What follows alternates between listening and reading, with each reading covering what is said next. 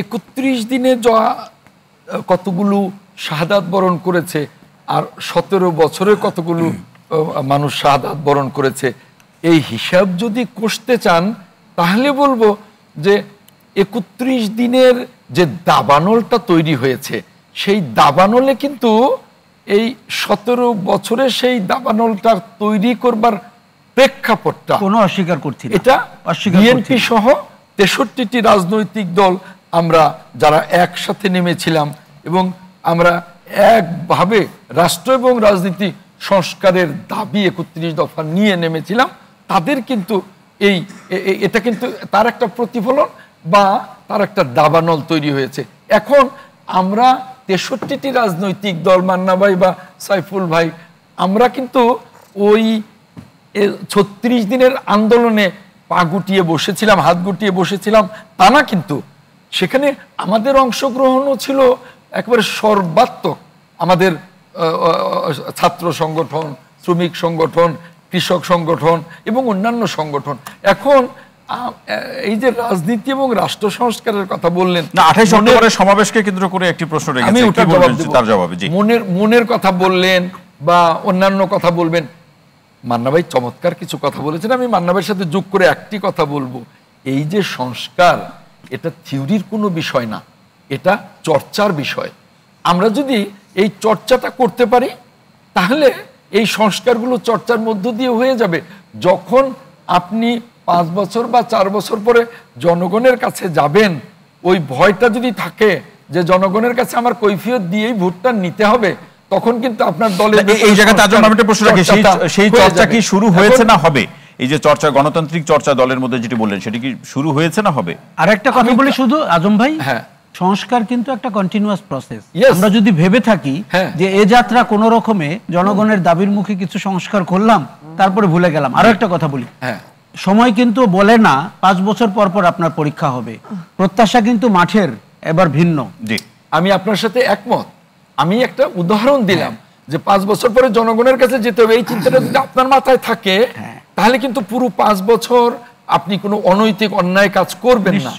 এখন বিষয়টা হলো এই যে সংস্কারের কথা বললেন, এই সংস্কারটা আমরা 31 দফা কর্মসূচি দিয়েছি বেশ কবছর আগে, তখন থেকেই কিন্তু আমাদের সংস্কারের এই যে এখন যে তত্ত্বাবধায়ক মানে অন্তর্বর্তীকালীন সরকারের যে সংস্কার কর্মসূচি, তার সাথে কিন্তু আমাদের 31 দফার অনেকগুলো দফা মিলে যায়।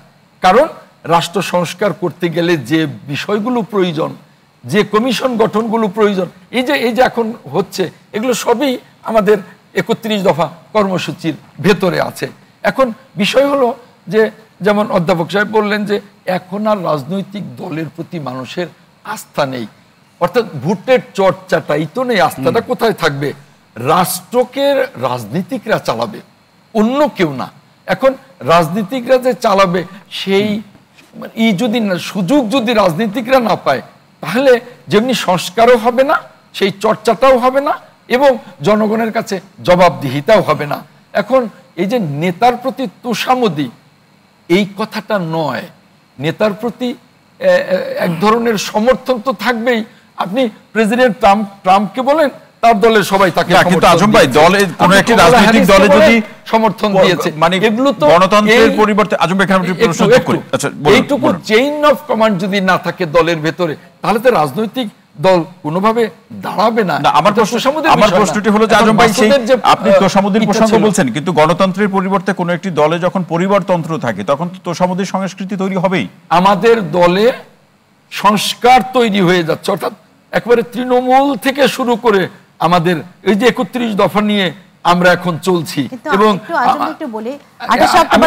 ভুলে যাবো তৃণমূলের কথাটা যখন আনছে, এটার সঙ্গে রিলেভেন্ট।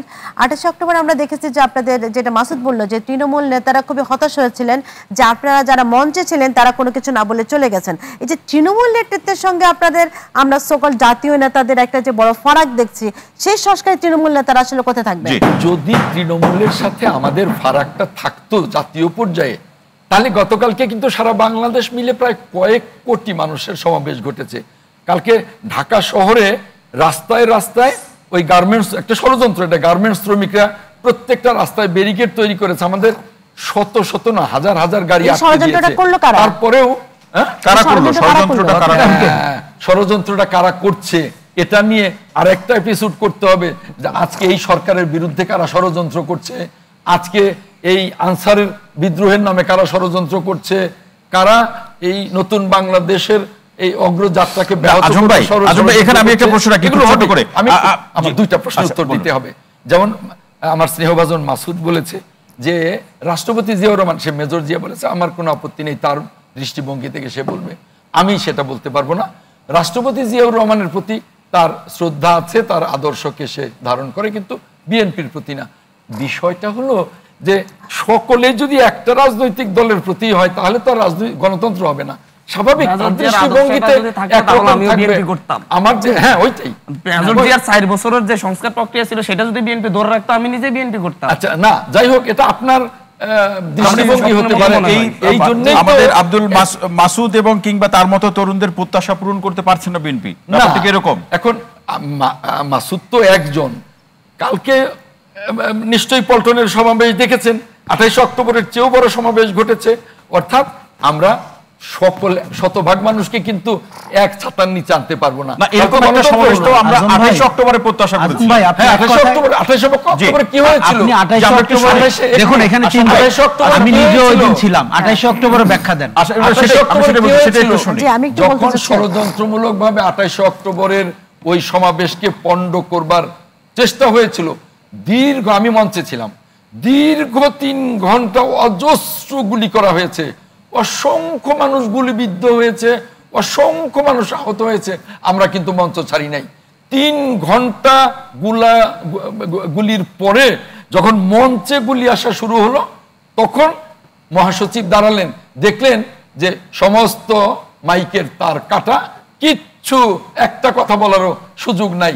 বাধ্য হয়ে তিনি তখন শুধু পরের দিনের হরতালের কর্মসূচিটি ছাড়া আর কোন কর্মসূচি, আমি নিজে মঞ্চে ছিলাম। সংঘর্ষ যখন শুরু হয় কাকরাইল মোড়ে যদি একজন কেন্দ্রীয় নেতা চলে আসতো, মোটো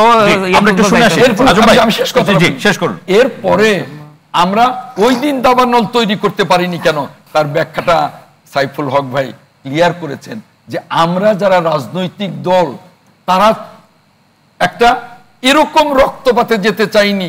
আমরা এই ফ্যাসিবাদকে হটাতে চেয়েছি পরিকল্পিত আন্দোলন, শান্তিপূর্ণ আন্দোলনের মধ্যে দিয়ে। অসংখ্য ধন্যবাদ। কিন্তু তাই বলে আমরা পেছনে ছিলাম না।